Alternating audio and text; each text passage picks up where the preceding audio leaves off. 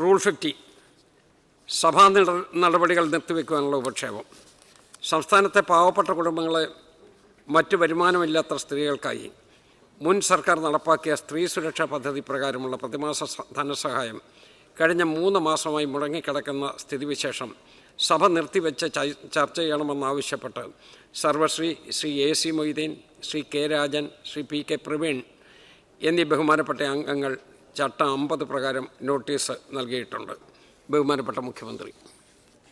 Sir, ഈ വിഷയം നമ്മുടെ ബജറ്റിൻ്റെ ചർച്ചയിൽ പ്രതിപക്ഷാംഗങ്ങൾ ഉന്നയിക്കുകയും അതിനെ ബജറ്റ് ചർച്ചയ്ക്ക് മറുപടി പറഞ്ഞുകൊണ്ട് ഇതിൻ്റെ ഉത്തരം പറയുകയും ചെയ്തതാണ്, ഇതിൻ്റെ വിശദാംശങ്ങൾ പറയുകയും ചെയ്തതാണ്. സർ, ഈ പദ്ധതി ഇവിടെ സംസ്ഥാനതല ഉദ്ഘാടനവും ആദ്യഘട്ട സഹായ വിതരണവും നടത്തിയത് 2026 ഫെബ്രുവരി 11-നാണ്. ഫെബ്രുവരി 11 2026 ഫെബ്രുവരി 11-ാം തീയതിയാണ്, അതായത് ഇലക്ഷന് തൊട്ട് മുമ്പ്. അതായത് മാർച്ച് 16-ന് നിയമസഭാ തെരഞ്ഞെടുപ്പ് പ്രഖ്യാപിക്കുന്നതിൻ്റെ 1 മാസം മുമ്പാണ് ഇത് ചെയ്തത്. സർ, എന്നിട്ട് നിങ്ങൾ കേൾക്കണം, ഫെബ്രുവരി മാസത്തെയും മാർച്ച് മാസത്തെയും ധനസഹായം അനുവദിക്കുന്നത് മാർച്ച് 16-ാം തീയതിയാണ്. യഥാർത്ഥത്തിൽ അന്നാണ് തെരഞ്ഞെടുപ്പ് പെരുമാറ്റച്ചട്ടം നിലവിൽ വന്നത്. അന്നാണ് ഈ ഫെബ്രുവരി മാസത്തെയും മാർച്ച് മാസത്തെയും ധനസഹായം അനുവദിക്കുന്നത് മാർച്ച് 16-ാം തീയതിയാണ്. തെരഞ്ഞെടുപ്പിന് തൊട്ട് മുമ്പ് പ്രഖ്യാപിച്ച ഒരു പരിപാടിയാണ്. സർ, ഒരു തയ്യാറെടുപ്പും കൂടാതെ നടത്തിയ ഒരു പദ്ധതിയാണ്. ഈ പദ്ധതിയുടെ ഗുണഭോക്താക്കളെ കണ്ടെത്തിയതിൽ ഫീൽഡ് ലെവൽ പരിശോധന നടന്നിട്ടില്ല എന്നുള്ള ആരോപണം ഉണ്ടായിട്ടുണ്ട്. കാരണം ഈ പദ്ധതിയുടെ ലക്ഷ്യമായിട്ട് ആദ്യം പറഞ്ഞത് 31.34 ലക്ഷം പേരെയാണ്. പിന്നീട് അത് 16.4 ലക്ഷമായി നിജപ്പെടുത്തി. സർ, ഈ പദ്ധതി കൃത്യമായി പരിശോധിക്കാതെ ഇതിൻ്റെ ഗുണഭോക്താക്കളെ തിരഞ്ഞെടുത്ത രീതിയെക്കുറിച്ചുള്ള വ്യാപകമായ പരാതികൾ ഉൾപ്പെടെ ഉണ്ട്. അത് പരിശോധിക്കാതെ ഈ പദ്ധതി തുടരുമോ ഇല്ലയോ എന്ന് തീരുമാനിക്കാൻ പറ്റില്ല. ഞാനത് തന്നെയാണ് പറഞ്ഞത്. പക്ഷേ തുടരണമെന്നുണ്ടെങ്കിൽ ഗവൺമെൻറ് ഈ ബജറ്റിൽ 1770 കോടി രൂപ വകയിരുത്തിയിട്ടുണ്ട്. ഞങ്ങളിത് ഒരു ഗവൺമെൻറ് കൊണ്ടുവന്ന പരിപാടിയാണ്, ഇത് വേണ്ട എന്ന് തീരുമാനിച്ചിട്ടില്ല. പക്ഷെ പരിശോധിക്കും ഇതെങ്ങനെയാണ് ഈ പരിപാടി, എങ്ങനെയാണ് ഇതിൻ്റെ ഗുണഭോക്താക്കളെ തിരഞ്ഞെടുത്തത്.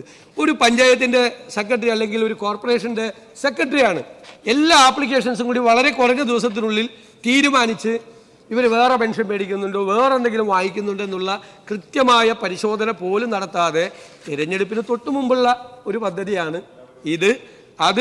സർ, ഇത് നേരത്തെ മറുപടി പറഞ്ഞ കാര്യമാണ്. ഇത് തന്നെയാണ് ഇതിൻ്റെ മറുപടി. ഇത് സഭാ നടപടികൾ നിർത്തിവെച്ച് ചർച്ച ചെയ്യേണ്ട ഒരാവശ്യമില്ല. ശ്രീ AC മൊയ്തീൻ, സഭാ നടപടികൾ AC മൊയ്തീൻ. നമ്മുടെ രാജ്യത്ത് ഒരു സംസ്ഥാനങ്ങളിലും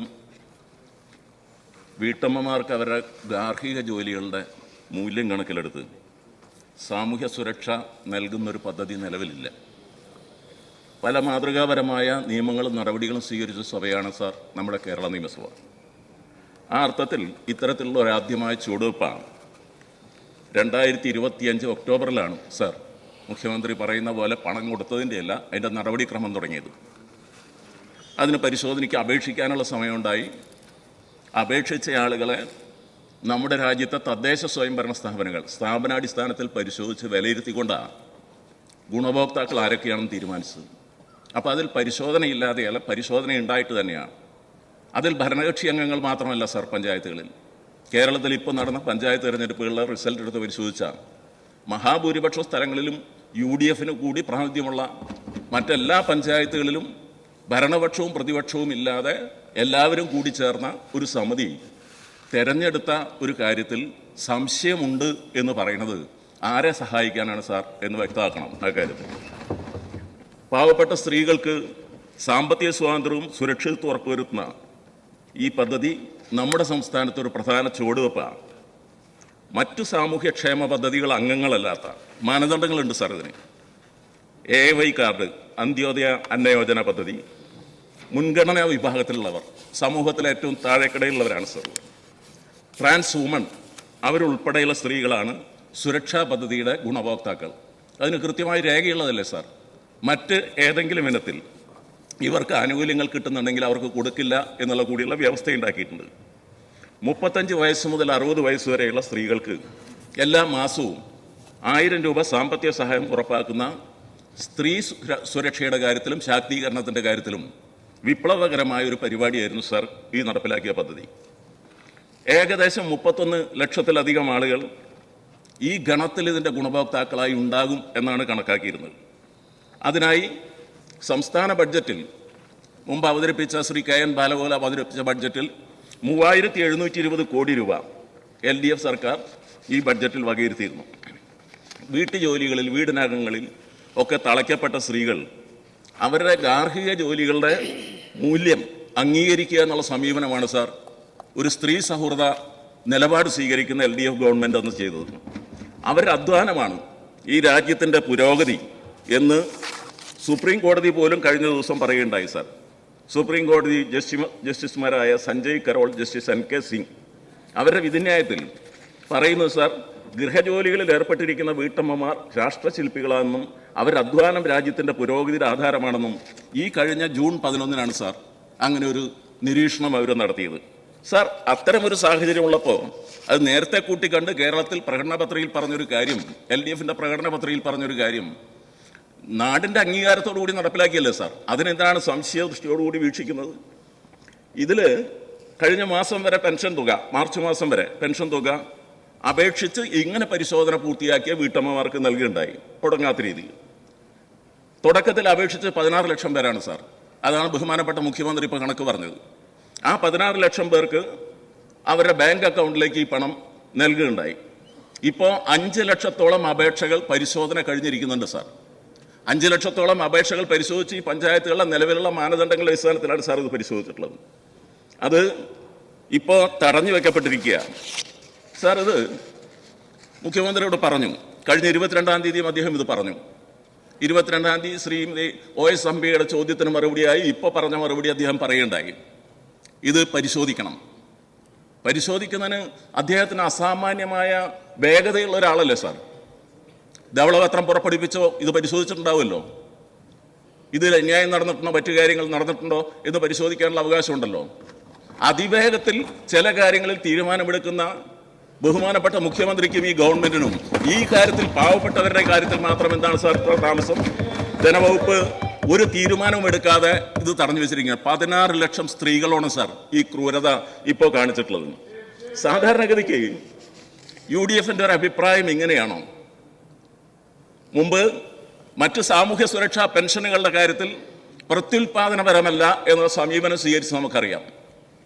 ആ പെൻഷൻ 45 രൂപ തുടങ്ങി ഈ കേരളത്തിൻ്റെ ഭരണത്തിൻ്റെ ചരിത്രം പരിശോധിച്ച് അത് വർദ്ധിപ്പിച്ചതാരാണെന്നും അറിയില്ലേ സാർ? 100 രൂപയാണ് ഏറ്റവും അവസാനം ഉമ്മൻചാണ്ടി സർക്കാർ വർദ്ധിപ്പിച്ചത്. അതാണ് ഞങ്ങൾ ഈ സഭയിൽ ആ കാലത്തുണ്ടായിരുന്ന കുടിശ്ശികയെക്കുറിച്ച് ഉന്നയിച്ചത്. ആ കുടിശ്ശികയുടെ കാര്യം പറഞ്ഞപ്പോൾ കഴിഞ്ഞ ദിവസം മുഖ്യമന്ത്രി അതിനെക്കുറിച്ചൊരു വിശദീകരണം നടത്തുകയുണ്ടായി. വിശദീകരണം പറഞ്ഞത് നിങ്ങൾ കടം വാങ്ങിച്ചിട്ടാണ് കൊടുത്തത് എന്നാണ് സാർ. അവസാനിപ്പിക്കാണ് സാർ. വളരെ കുറച്ച് സമയമല്ലേ സാർ ഞാൻ എടുത്തോളൂ. വളരെ കുറച്ച് കൂടുതൽ ഈ വിഷയത്തിന് സപ്പോർട്ടിംഗ് ആയിട്ടുള്ള കാര്യമാണ് സാർ ഞാൻ പറയുന്നത്. ഈ വിഷയത്തിന് സപ്പോർട്ടിംഗ് ആയിട്ടുള്ള ഒരു കാര്യമാണ് ഞാൻ പറയുന്നത്. അപ്പൊ അതില് കടമെടുത്ത് കൊടുത്ത് പറഞ്ഞു സാർ, ഞങ്ങൾ പരിധിക്കകത്ത് കേന്ദ്ര ഗവൺമെന്റ് നിയമത്തിനപ്പുറത്ത് പരിധിക്കപ്പുറത്ത് കടമെടുക്കാൻ ഒരു സംസ്ഥാന സർക്കാരിന് കഴിയുമോ സാർ? അത് ഞങ്ങൾ കൊടുക്കേണ്ട ബാധ്യതയല്ലേ എന്ന് പറഞ്ഞു. അങ്ങനെയാണെങ്കിൽ കഴിഞ്ഞ കാലത്ത് ഉമ്മൻചാണ്ടി സർക്കാരിന്റെ ബാധ്യതകൾ കൊടുത്തു തീർക്കാൻ തുടർച്ച എന്നുള്ളൊരു ഗവൺമെന്റ് എന്നുള്ള നിലയ്ക്ക് ബാധ്യത ഈ ഭരണഘടനാപരമായില്ലേ സാർ? ആ കാര്യത്തിൽ മുഖ്യമന്ത്രി സ്വീകരിക്കുന്ന ഈ ഇരട്ടത്താപ്പ് നയം ശരിയല്ല. ഗവൺമെന്റ് നിലപാട് ഈ കാര്യത്തിൽ ശരിയല്ല. ഈ പദ്ധതിയെ തകർക്കാൻ നിൽക്കുകയാണ്. അദ്ദേഹം പറഞ്ഞു ഇപ്പൊ 1000-ൽ-പരം കോടി രൂപ നീക്കിവെച്ചിട്ടുണ്ട് എന്ന് സൂചിപ്പിക്കേണ്ടായി. പക്ഷേ അതുമേൽ ഒരു തീരുമാനവും എടുത്തിട്ടില്ല. തീരുമാനമെടുക്കുമോ എന്ന് ഞങ്ങൾ ആലോചിക്കും എന്നൊക്കെയാണ് അദ്ദേഹം സൂചിപ്പിക്കുന്നത്. ഈ പദ്ധതിയുടെ അവസ്ഥയോടൊപ്പം തന്നെ സാർ, ഈ വിദ്യാർത്ഥിനികൾക്ക് നമ്മൾ കൊടുക്കാൻ തീരുമാനിച്ചിരുന്ന പരീക്ഷകൾക്ക് എടുക്കുന്നതിന് കണക്ട് ടു വർക്ക് എന്ന പദ്ധതി അത് നടപ്പാക്കിയ സംസ്ഥാനമാണ്. അതിൻ്റെ ഭാവി എന്താവും സാർ? മറ്റെല്ലാ കാര്യങ്ങളിലും വിഷനുള്ള ഒരു ബഡ്ജറ്റ് അവതരിപ്പിച്ചവരല്ലേ? ഈ വിഷനിൽ ഈ പാവപ്പെട്ട കുട്ടികൾക്കുള്ള സഹായം പെടില്ലേ സാർ? ഇന്ന് ഈ പദ്ധതികളുടെ എന്താണ് അവസ്ഥ എന്നുള്ള കാര്യം ഗൗരവപൂർവ്വം നമ്മൾ പരിശോധിക്കണം. UDF നയത്തിൻ്റെ ഭാഗമായി 16 ലക്ഷത്തിലധികം വരുന്ന വീട്ടമ്മമാർക്ക് വന്നുപെട്ടിട്ടുള്ള ഈ ദുര്യോഗം അവസാനിപ്പിക്കാൻ എന്ത് സമീപനമാണ് സ്വീകരിക്കുക എന്നുള്ളതിൻ്റെ മറുപടി ഇപ്പോൾ വന്നു കഴിഞ്ഞു സാർ. എന്ന് പറഞ്ഞാൽ ഇതിനോട് ഞങ്ങൾക്ക് യോജിപ്പില്ല, പണം വെച്ചിട്ടുണ്ട്, പക്ഷെ എന്നാലും പരിശോധിക്കണം. അതിൽ അന്യായം നടന്നിട്ടുണ്ടെങ്കിൽ അത് പരിശോധിക്കാൻ സംവിധാനത്തിന് ഞങ്ങളെതിരല്ല സാർ. അതിൽ തെറ്റായ എന്തെങ്കിലും കാര്യം വന്നിട്ടുണ്ടെങ്കിൽ അത് പരിശോധിക്കുന്നതിന് പകരം ഈ പാവപ്പെട്ടവർക്ക് കിട്ടിയിരുന്ന എല്ലാ ആനുകൂല്യങ്ങളും നിർത്തണോ? അങ്ങനെയാണെങ്കിൽ സാമൂഹ്യക്ഷേമ പെൻഷനിൽ ആക്ഷേപമില്ല സാർ. ആ പദ്ധതി ആകെ നിർത്തിവെച്ചിട്ടാണോ അതിനെക്കുറിച്ചുള്ള പരിശോധന നടക്കുക? സാധാരണഗതിയിൽ ആ പരിശോധന നടക്കേണ്ടത് ഇതിന്റെ തുടർ നടപടികളിലൂടെ ഏതെങ്കിലും കുറവ് വന്നിട്ടുണ്ടെങ്കിൽ പരിശോധിക്കുക എന്നുള്ളതല്ലേ. അപ്പം മുഖ്യമന്ത്രിയുടെ ആ കാര്യത്തിലുള്ള സമീപനം വളരെ നിഷേധാത്മകമാണ് തുടക്കം മുതൽ. അതൊരു സർക്കാരിന്റെ നയമായിട്ട് ഈ സ്ത്രീകൾ കാണുകയാണ് സാർ. സ്ത്രീ സുരക്ഷാ പദ്ധതിയിലേക്ക് പുതിയ അപേക്ഷ നൽകിയവരുടെ കാര്യത്തിൽ ഈ പരിശോധനയുടെ ഭാഗമായി എന്നത്തേക്ക് തീരും സാർ ഈ പ്രശ്നം? പുതിയ അപേക്ഷകളല്ല, പഴയ അപേക്ഷകളല്ല കൊടുത്തിട്ടില്ല, പുതിയ അപേക്ഷകളും ഇപ്പൊ കൊടുത്ത് ഞങ്ങൾക്ക് ഈ സഹായം ഉണ്ടാകും എന്ന് പറഞ്ഞ് കാത്തിരിക്കുകയാണ്. അവരുടെ കാര്യത്തിൽ എന്താണ് സാർ ഇതിന്റെ സ്ഥിതി? ഈ കുടിശ്ശിക തുക കൊടുക്കാൻ സർക്കാർ നിലപാട് സ്വീകരിക്കുമോ എന്ന് വ്യക്തമാക്കുന്ന ചോദ്യത്തിന് മുഖ്യമന്ത്രി ഇല്ല എന്ന് വ്യക്തമായിട്ട് ഇവിടെ പറഞ്ഞിരിക്കുകയാണ്. അത് സാർ കേരളത്തിലെ സ്ത്രീ സമൂഹത്തിനോടുള്ള ഈ UDF സർക്കാരിന്റെ വെല്ലുവിളിയാണ്, നിഷേധാത്മകമായ സമീപനമാണ്. 16 ലക്ഷം വീട്ടമ്മമാരുടെ കണ്ണീര് കാണാൻ ഈ ഗവൺമെന്റ് ഇത്രയധികം ആഗ്രഹിക്കുന്നു എന്നുള്ളത് അതിശയകരമാണ് സാർ. ജനക്ഷേമ പദ്ധതികളെ തകർത്ത് സ്വകാര്യവൽക്കരണത്തിന്റെ നിലയിലേക്ക് പോകുന്ന ഈ സർക്കാർ നമ്മുടെ നാട്ടിലെ പാവപ്പെട്ടവരെ താല്പര്യം ബലികഴിക്കുന്ന ഈ നിലപാട് ഉൾപ്പെടെയാണ് സാർ ഇതിൽ പ്രതികരിക്കുന്നത്. അതുകൊണ്ടാണ് വളരെ ഗൗരവപ്പെട്ട 10-30 ലക്ഷത്തോളം വരുന്ന കേരളത്തിലെ സ്ത്രീ സമൂഹത്തെ ബാധിക്കുന്ന ഈ ഗൗരവപ്പെട്ട വിഷയം സഭ നിർത്തിവെച്ച് ചർച്ച ചെയ്യേണ്ട ഏറ്റവും അടിയന്തര പ്രാധാന്യമുള്ള വിഷയമാണ് സാർ. അതുകൊണ്ട് ഈ വിഷയം സഭ നിർത്തിവെച്ച് ചർച്ച ചെയ്യണം എന്ന് ഞാൻ ആവശ്യപ്പെടുന്നു. ബഹുമാനപ്പെട്ട മുഖ്യമന്ത്രി. സർ, ഒരു അധികാരത്തിലിരുന്നത് 120 മാസമാണ്, 10 വർഷം. 120ാമത്തെ മാസം പ്രഖ്യാപിച്ചൊരു പരിപാടിയാണ് സാർ. ഞങ്ങളുടെ പ്രകടന പത്രികയിലുണ്ട്, ഞങ്ങളുടെ പ്രകടന പത്രികയിലുണ്ടെന്ന് പറയുന്നത്. സാറേ, പ്രകടന പത്രികയിലുള്ള കാര്യം തുടങ്ങുമ്പോഴാണോ അവതരിപ്പിക്കുന്നത്, പോകുന്ന പോക്കിനാണോ അവതരിപ്പിക്കുന്നത്, നടപ്പാക്കുന്നത്? അല്ല, നിങ്ങൾ 2500 രൂപയുടെ സാമൂഹ്യ സുരക്ഷാ പെൻഷൻ കൊടുക്കുന്നത് അത് പറഞ്ഞിട്ടാണ് വോട്ട് ചെയ്തി അധികാരത്തിൽ വന്നത്. എന്നിട്ട് 4.25 കൊല്ലക്കാലം 1 രൂപ കൂട്ടിക്കൊടുത്തില്ല. പഞ്ചായത്ത് ഇലക്ഷൻ്റെ തൊട്ട് മുമ്പ് ഒരു 400 രൂപ കൂട്ടി 2000 ആക്കി. പോണ പോക്കിന്. അങ്ങനെയാണോ പ്രകടന പത്രിക നടപ്പാക്കുന്നത്? ഞങ്ങൾ നോക്ക്, ഞങ്ങൾ പ്രകടന പത്രികയെ കുറിച്ച് പറഞ്ഞുകൊണ്ടാണ് ഞാൻ പറഞ്ഞത്, ഇല്ല ഞാനൊന്നും പറയില്ല. ഞങ്ങൾ ആദ്യത്തെ മാസത്തിൽ സ്ത്രീകളുടെ സൗജന്യ യാത്ര ഞങ്ങൾ നടപ്പിലാക്കി. ആദ്യത്തെ ക്യാബിനറ്റിൽ തീരുമാനിച്ച് 1 മാസത്തിനുള്ളിൽ സ്ത്രീകൾക്ക് സൗജന്യ യാത്ര നടപ്പാക്കി. ഞങ്ങൾ ഇവിടെ സ്ത്രീകളോട്, ഇത് ശരിയല്ല, അത് നിങ്ങൾ ഇപ്പുറത്ത് 99 പേര് ഇരിക്കുന്ന സമയത്ത് ഞാൻ അപ്പുറത്ത് നിന്ന് ഞാൻ പറയാനുള്ളത് പറഞ്ഞിട്ടാണ് പോയിട്ടുള്ളത്, പ്രതിപക്ഷ നേതാവായിരിക്കും. ഇപ്പം ഞാൻ വന്നിരിക്കുന്നത് ഒറ്റയ്ക്കല്ല, 101 പേര് കൂടിയിട്ടാണ്. അപ്പം ഞാൻ ശരിക്കും പറയാനുള്ളത് പറഞ്ഞിട്ടേ പോവുള്ളൂ. ഒരു ബഹളം ഉണ്ടാക്കിയാലും ഞാൻ മാറില്ല. നിങ്ങൾ സ്ത്രീകളോട് സ്നേഹം. ഈ ആശാവർക്കർമാര് ആ തെരുവില് സമരം ചെയ്തില്ലേ എത്ര മാസക്കാലം? നിങ്ങൾ തലമുണ്ടനം ചെയ്തില്ലേ സ്ത്രീകൾ? നിങ്ങൾ അവർക്ക് സഹായിച്ചില്ല എന്ന് മാത്രമല്ല, നിങ്ങൾ അവരെ കളിയാക്കി, പരിഹസിച്ചു, പാട്ടവർക്കികളെന്ന് പറഞ്ഞു, എന്തെല്ലാം മോശമായ വാക്കുകൾ ഉപയോഗിച്ചു. സാർ, ഞങ്ങൾ എന്താ ചെയ്തത്? ആദ്യത്തെ മന്ത്രിസഭാ യോഗത്തിൽ തന്നെ അവർക്ക് 3000 രൂപ ഞങ്ങൾ കൂട്ടിക്കൊടുത്തു. സാർ, അത് മാത്രമല്ലല്ലോ, അംഗൻവാടി തൊഴിലാളികൾക്ക് സ്ത്രീകളാണല്ലോ, പാചക തൊഴിലാളികൾ, പ്രീ പ്രൈമറി അധ്യാപകർ എല്ലാവർക്കും ആദ്യത്തെ ക്യാബിനറ്റിൽ തുക വർദ്ധിപ്പിച്ച് നൽകി. മനസ്സിലായേ? ഞങ്ങളാണ് സ്ത്രീപക്ഷം, നിങ്ങളല്ല, നിങ്ങളായിരുന്നില്ല. നിങ്ങൾ സ്ത്രീ വിരുദ്ധ പക്ഷ നിലപാടാണ് എടുത്തിരിക്കുന്നത്. ബഹുമാനപ്പെട്ട അംഗം ആ സ്ത്രീപക്ഷത്തെക്കുറിച്ച് എന്നെ ഓർമ്മിപ്പിച്ചതുകൊണ്ട് മാത്രമാണ് ഞാൻ, അല്ലെങ്കിൽ ഇതിന് മറുപടി പറയേണ്ടതല്ല. സാർ പ്ലീസ്, ഞാൻ പറയട്ടെ, ഇരിക്കും സാർ. പിന്നെ നിങ്ങൾ പോകുന്ന പോക്കിൽ ഈ പെൻഷൻ കൊടുത്തതുപോലെ തന്നെ ഇപ്പം പറഞ്ഞു പേ കമ്മീഷൻ. നിങ്ങൾ പറഞ്ഞല്ലോ സാമ്പത്തികമായ ബാധ്യതകളെ കുറിച്ചാണല്ലോ പറഞ്ഞത്, വൈറ്റ് പേപ്പറിനെ കുറിച്ചൊക്കെ പറഞ്ഞു, അദ്ദേഹം പറഞ്ഞു. സാർ, പേ കമ്മീഷൻ എല്ലാ ഗവൺമെൻറ്റും അതാത് സമയത്ത് നേരത്തെ പേ കമ്മീഷൻ പ്രഖ്യാപിച്ച് അവരുടെ നടപടിക്രമങ്ങൾ പൂർത്തിയാക്കി ആ പേ കമ്മീഷൻ്റെ ശുപാർശകൾ ഇംപ്ലിമെൻ്റ് ചെയ്യും. നിങ്ങളല്ല, വൈറ്റ് പേപ്പറിനെ കുറിച്ചാണ് പറഞ്ഞത്. വൈറ്റ് പേപ്പർ നിങ്ങൾ പോണ പോക്കിൽ നിങ്ങൾ പേ കമ്മീഷൻ പ്രഖ്യാപിച്ചു. അതിൻ്റെ കാലാവധി ഈ സർക്കാരിൻ്റെ കാലത്ത് തീരും. നിങ്ങൾ കൊടുത്തോ? നിങ്ങൾ എത്രയോ വർഷക്കാലം DAയും DRും നിങ്ങൾ തടഞ്ഞു വെച്ചു. ലീവ് സറണ്ടർ നിങ്ങൾ തടഞ്ഞു വെച്ചു. എന്നിട്ട് പോകുന്ന പോക്കിൽ അത് കൊടുക്കാൻ പ്രഖ്യാപിച്ചു. കൊടുക്കേണ്ടതെല്ലാം ഞങ്ങളാണ്. നിങ്ങൾ ചെയ്യാതിരുന്ന മുഴുവൻ കാര്യങ്ങളും ചെയ്യേണ്ടത് ഞങ്ങളാണ്. ഞാൻ പറഞ്ഞല്ലോ, പെൻഷൻ ഫണ്ട്, പെൻഷൻ നിങ്ങൾ കൊടുത്തു, സാമൂഹ്യ സുരക്ഷാ പെൻഷൻ കൊടുത്തു. പക്ഷെ പെൻഷൻ ഫണ്ട് കടമെടുത്തിരിക്കുകയാണ്. എത്രയാ കടം? 17,000 കോടി രൂപ കടമെടുത്തിരിക്കുകയാണ്. 16 മാസത്തെ പെൻഷനാണ്. നിങ്ങൾ കൊടുത്ത 16 മാസത്തെ പെൻഷന്റെ ബാധ്യത ഈ സർക്കാരിൻ്റെ തലയിലാണ്. ഞങ്ങളത് കൊടുത്തു തീർക്കണം. അങ്ങനെയല്ല. നിങ്ങൾ 2016 ഉമ്മൻചാണ്ടി പോയപ്പോൾ 3 മാസത്തെ പെൻഷന്റെ കുറവാണ് ഉണ്ടായിരുന്നത്. ഐസക്കിന്റെ വൈറ്റ് പേപ്പർ എൻ്റെ കയ്യിലുണ്ട് സർ. ഈ പദ്ധതി ഇത് കൃത്യമായിട്ടല്ല നടപ്പാക്കിയിരിക്കുന്നത്. ഇത് ധൃതി പിടിച്ച് തെരഞ്ഞെടുപ്പ് കാലത്ത് തട്ടിക്കൂട്ടിയ ഒരു പദ്ധതിയാണ്. പക്ഷേ തെരഞ്ഞെടുപ്പിന്റെ പെരുമാറ്റച്ചട്ടം വന്ന അന്നാണ് ഫെബ്രുവരിയിലെയും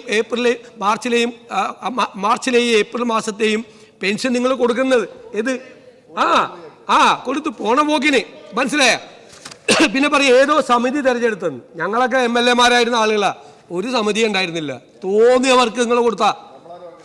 ഞങ്ങളാരും പറഞ്ഞിട്ടില്ല. ഞങ്ങളൊക്കെ MLA-മാരായിരുന്നല്ലോ.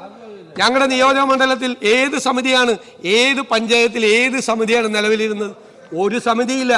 അന്ന് വേണ്ടപ്പെട്ടവർക്കെല്ലാം നിങ്ങളുടെ ലോക്കൽ കമ്മിറ്റിയും നിങ്ങളുടെ ഏരിയ കമ്മിറ്റിയും കൂടി കൊടുത്താണിത്.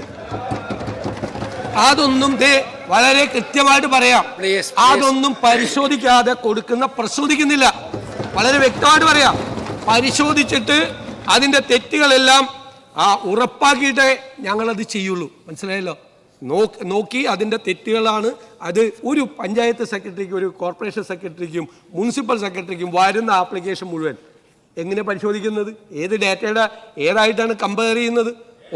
ഒരു വിധത്തിലുള്ള നടപടിക്രമങ്ങളും നടത്താതെ തെരഞ്ഞെടുപ്പ് മുന്നിൽ കണ്ടുകൊണ്ട് കേരളത്തെ സ്ത്രീകളെ പറ്റിക്കാൻ വേണ്ടി നടത്തിയാണ്.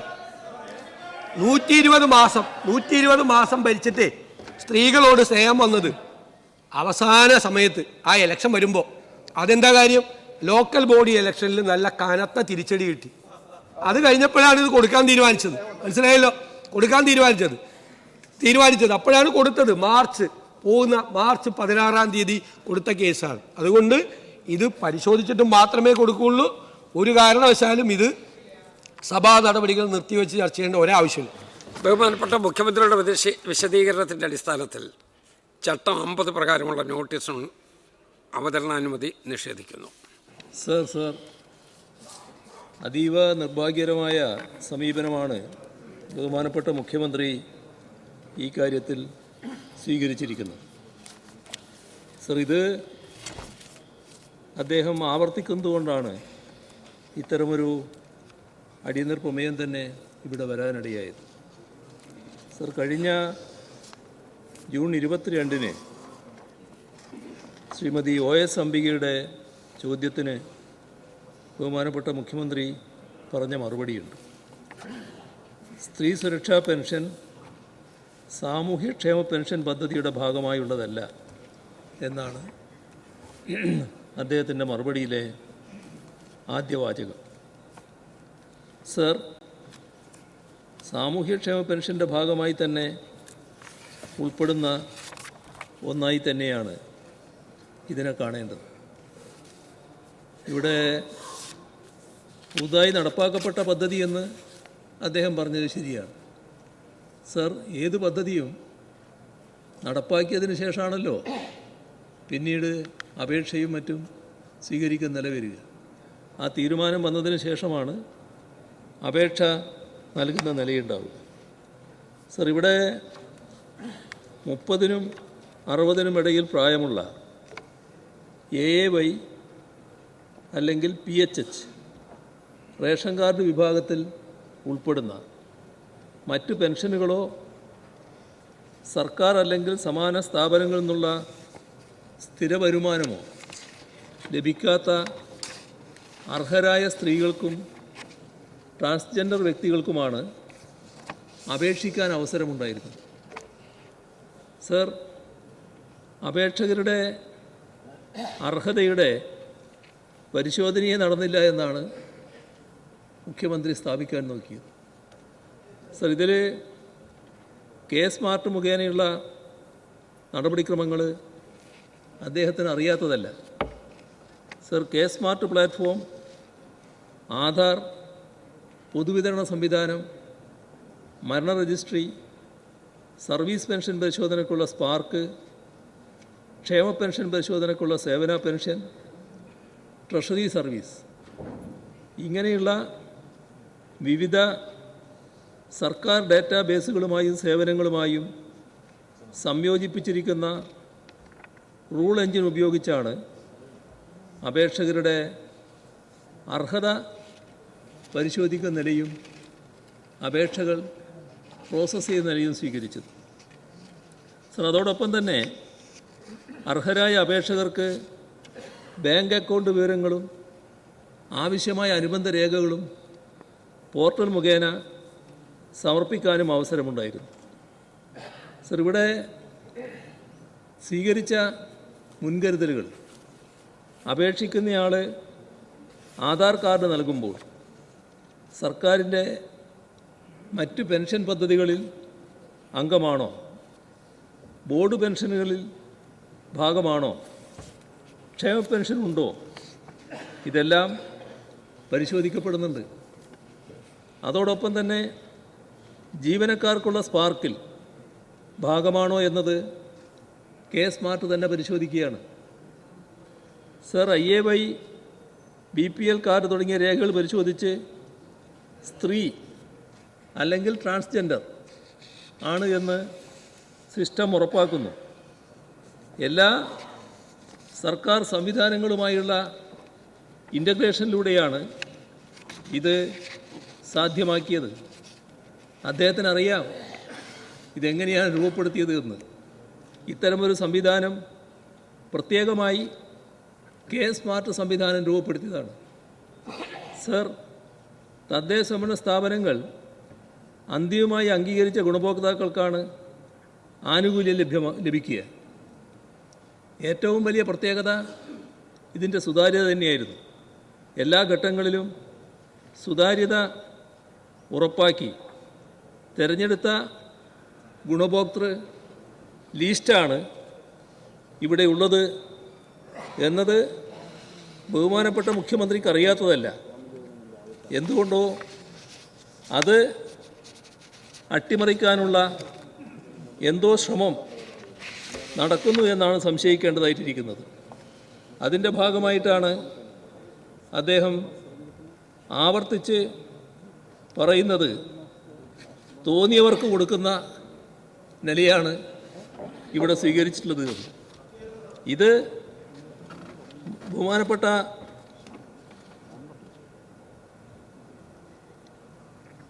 മുഖ്യമന്ത്രിയെപ്പോലുള്ള ഒരാളിൽ നിന്ന് ഉണ്ടാകേണ്ട വാചകമല്ല. സർ, ആ ഗൗരവമായ പരിശോധന, അതിലൂടെ സുതാര്യത ഉറപ്പുവരുത്തിയാണ് ഈ പറയുന്ന അപേക്ഷകൾ അർഹത തീരുമാനിക്കുന്നതെന്നത്. ആ അർഹതയുടെ ഭാഗമായി തീരുമാനിക്കപ്പെട്ടതിൻ്റെ ഭാഗമായിട്ടാണ് ഫെബ്രുവരി മുതൽ ഇത് നൽകുന്ന നിലയുണ്ടായത്. ഫെബ്രുവരി മുതൽ നൽകി തുടങ്ങിയെന്ന് ബഹുമാനപ്പെട്ട മുഖ്യമന്ത്രി തന്നെ പ്രസ്താവിക്കുന്നുണ്ട്. തീരുമാനിച്ച് അപേക്ഷ ക്ഷണിച്ച് അത് പ്രോസസ്സ് ചെയ്ത് അതിൻ്റെ നടപടിക്രമങ്ങൾ അവസാനിക്കുന്നതിന് സമയമെടുക്കും. അതിൻ്റെ ഭാഗമായാണ് ഫെബ്രുവരി മുതൽ നടപ്പാക്കുന്ന നിലയുണ്ടായത്. സർ, ഇക്കാര്യത്തിൽ എന്താണ് ഈ പദ്ധതി തുടരുന്നതിനുള്ള വിയോജിപ്പ്? സർ, ഇപ്പോഴും ഈ പദ്ധതി തുടരും എന്ന് അസന്ദിഗ്ധമായി അദ്ദേഹം പറയുന്നില്ല. അതാണോ ഒരു ഗവൺമെൻറ്റിന് വേണ്ടി മുഖ്യമന്ത്രി പറയേണ്ടത്? സർ, ഇവിടെ ആവർത്തിച്ച് ആശങ്കകൾ വ്യക്തമാക്കുമ്പോൾ ആ ആശങ്ക ദൂരീകരിക്കത്തക്ക നിലയിൽ മറുപടി പറയാൻ ബഹുമാനപ്പെട്ട മുഖ്യമന്ത്രി ബാധ്യസ്ഥനല്ലേ? പക്ഷേ അദ്ദേഹം എന്തോ കാരണവശാൽ ഇത് തുടർന്ന് നടപ്പാക്കുന്നതിനോട് വിമുഖത കാണിക്കുകയാണ്. സർ, ഇവിടെ ആദ്യ 2 ആഴ്ച 14 ലക്ഷം അപേക്ഷയാണ് പോർട്ടൽ വഴി വന്നത്. സർ, ഈ അപേക്ഷകൾ സ്വാഭാവികമായി പരിശോധിക്കുന്നു.